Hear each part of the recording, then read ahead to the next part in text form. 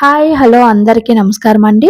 పులివెందుల, ఒంటిమిట్ట సీట్లు గెలవటానికి టీడీపీ ఎలాంటి అరాచకాలు చేసి ఆ గెలుపుని తమ ఖాతాలో వేసుకుందో మనందరికీ తెలిసిన విషయమే. అయితే ఈ 2 ప్రాంతాలలో రిగ్గింగ్ చేసుకొని ఓట్లు వేసుకున్నా కూడా సరే, ఈ టీడీపీ నాయకులకి గెలుస్తామో లేదో అన్న భయమైతే ఉండిపోయింది. వాళ్ళనుకున్న రిజల్ట్ వాళ్ళకి అనుకూలంగా రావడంతో అయితే ఈ 2 ప్రాంతాల ఎలక్షన్‌కి సపోర్టుగా నిలబడిన టీడీపీ నాయకులందరూ కలిసి ఒక ప్రెస్ మీట్ అయితే పెట్టి మాట్లాడడం జరిగింది.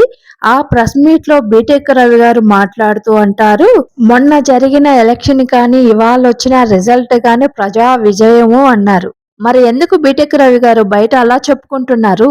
ఇది ప్రజలిచ్చిన విజయం కాదని, రిగ్గింగ్‌తో, దౌర్జన్యంతో వచ్చిన విజయమని, మీరేమో ఈ విజయానికి కారణమైన మీ కుటుంబ సభ్యులు, మీ ఎమ్మెల్యేలు, మీ మంత్రులు అని చెప్పుకుంటున్నారు. కానీ పులివెందుల ప్రజలు, ఒంటిమిట్ట ప్రజలు ఏమని చెప్పుకుంటున్నారో మీకు తెలుసా బీటెక్ రవి గారు?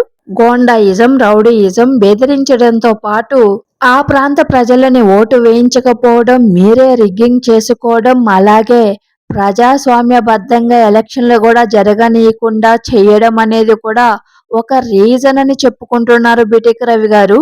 కానీ ఒకటి, జగన్మోహన్ రెడ్డి ఎప్పుడు దేవుడి స్క్రిప్టు అని అంటారు కదా! ఆయనకు వచ్చిన సీట్లు 11. అలాగే పులివెందుల్లో 11 నామినేషన్స్ రావడం, ఒంటిమిట్టలో 11 నామినేషన్ రావడం కూడా దేవుడి స్క్రిప్టే అని మాట్లాడారు కదా బీటెక్ రవి గారు. మా వైఎస్ఆర్సీపీకి, మా జగనన్నకి స్క్రిప్ట్ రాసిన ఆ దేవుడే మీకు, మీ టీడీపీ పార్టీకి ఎలాంటి స్క్రిప్ట్ రాశాడో నేను చెప్పనా? కడప జిల్లాలోనే టీడీపీ ఓడిపోయే ఫస్ట్ సీటు మీదేనని దేవుడి స్క్రిప్ట్ రెడీ అయిపోయింది బీటెక్ రవి గారు. ఈ రోజు రిగ్గింగ్ తో సాధించిన మీ జడ్పీటీ సీటుకి సపోర్ట్ చేసిన ప్రతి ఒక్క టీడీపీ నాయకుడికి డిపాజిట్స్ కూడా రాకుండా గల్లంతైపోయే స్క్రిప్ట్ రెడీ అయిపోయింది. అంతేకాదు బీటెక్ రవి గారు, మీరు ఇన్ని దౌర్జన్యాలు చేసినా కూడా మీకు సపోర్టివ్ గా నిలబడిన ఈ టీడీపీ గవర్నమెంట్ కూడా గల్లంతైపోయే స్క్రిప్ట్ రెడీ అయిపోయింది. ఈవీఎంలు ట్యాంపరింగ్ చేసి మీ టీడీపీ కూటమి గవర్నమెంట్ రావడం, అలాగే ఈ రోజు పులివెందుల జెడ్పీటీసీలో రౌడీయిజం చేసి మీరు గెలవడం ఒక్కటేనన్న విషయం గుర్తుపెట్టుకోండి. చేయాల్సిందంతా మీరు, మీ కూటమి నాయకులు చేసి దీనికి దేవుడి స్క్రిప్టు అని మాత్రం పేరు పెట్టకండి. ఎందుకనంటే మనుషుల మీద బురద జల్లినట్టు దేవుడి మీద బురద జల్లితే పాపాలు పట్టుకొని పోతారు. మీకు కొంచెమైనా మనసాక్షి ఉందా బీటెక్ రవి గారు? మీరు గెలవటానికి చంద్రబాబు నాయుడు గారు చేసిన ఈ 14 నెలల సుపరిపాలన అని చెప్తున్నారు.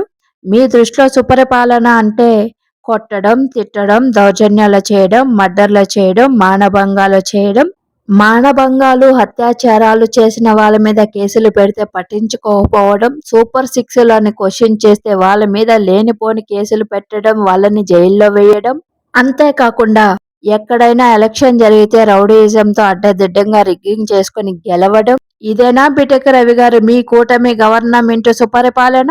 అదీ కాక సాయంత్రం పూట మీరు ప్రచారానికి వెళ్ళినప్పుడు అక్కడున్న పిల్లలంతా వచ్చి చంద్రబాబు నాయుడు గారు మాకు అమ్మఒడి ఇచ్చారు, రైతు భరోసా ఇచ్చారు అని చెప్పారన్నారు కదా బీటెక్ రవి గారు. మరి మీరిచ్చిన బ్యాగులు చిరిగిపోయాయని, అలాగే పురుగులన్నం పెడుతున్నారని కూడా చెప్పుంటారే. 30 నుంచి 35 సంవత్సరాల వరకు ఆ ప్రాంత ప్రజలు ఓటు కూడా వేసుకోలేని పరిస్థితిలో ఉన్నారనే అబద్ధం చెప్పటానికి కొంచెమైనా సిగ్గుండాలి మీకు. కనీసం టీడీపీ లీడర్గా కాకపోయినా సరే, ఆ ప్రాంతపు వాసిగా అయినా సరే సిగ్గుపడాలి. వైఎస్ఆర్సీపీకి డిపాజిట్ కూడా రాకపోవటానికి కారణం మీరు రౌడీయిజం చేసుకుని ఓట్లు వేసుకున్నారనే కారణం చెప్పకుండా, ప్రజాస్వామ్యబద్ధంగా మా వైఎస్ఆర్సీపీ నాయకులు అక్కడ ఎలక్షన్ జరగాలని కోరుకున్న దానికి వైసీపీ ఏదో లాస్ట్ 5 yearsలో అక్కడ ప్రజలకి మంచి చేయకపోవడమే అని కారణంగా చూపెడుతున్నారు చూసారా?